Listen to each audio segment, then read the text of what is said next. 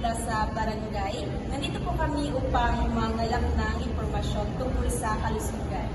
Kayo ang naninihan ng mga itatanong niyo. Hindi kayo at pumasok. Salamat po.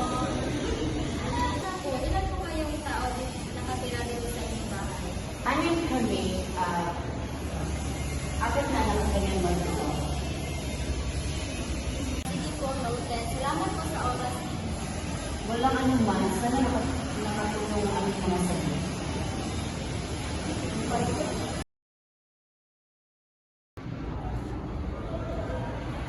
Magandang araw po. Maaari po ba kaming magtanong para sa barangay survey?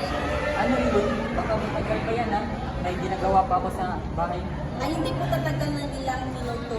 Halagang malaman lang po namin ang kalagayan ng bawat pamilya. Sige, ano yun? Anong unang tanong mo? Maaari po bang pumasok muna kami? Sige, pasok kayo. Pasok kayo.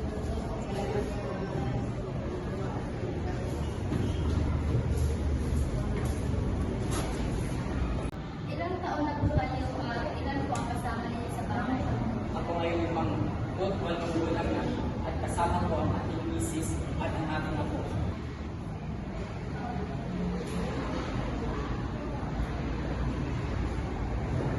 Maraming salamat po at maaari po namin malaman kung ano ang iyong pangunahing buhay. So, ang pangunahing anak buhay ko ay ako ay nag-aalaga ng baboy sa manok sa aming farm. Maraming salamat po. Ito ay malaking tulong na iyong impormasyon. Walang anuman.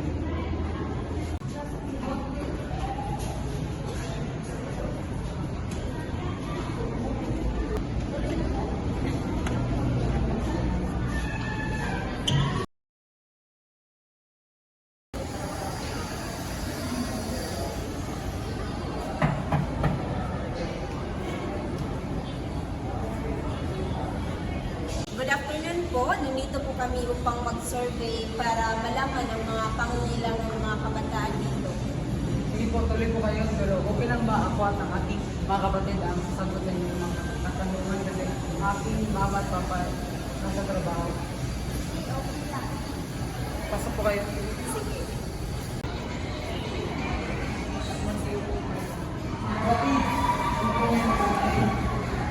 Interview sa atin.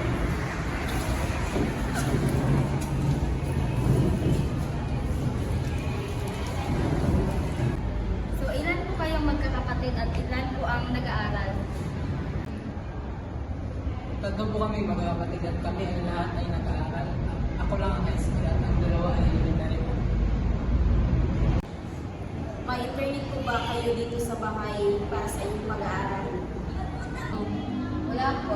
Magiging kami po sa kapitbahay ng bayan. Salamat sa pagiging tapat. Sama namin ito ay pumasyon para matulungan kayo sa ating barangay. Sana makatulong po. Salamat din. Yun lang po yung mga kailangan namin at pumarito na po kami. Maraming salamat. Maraming salamat po.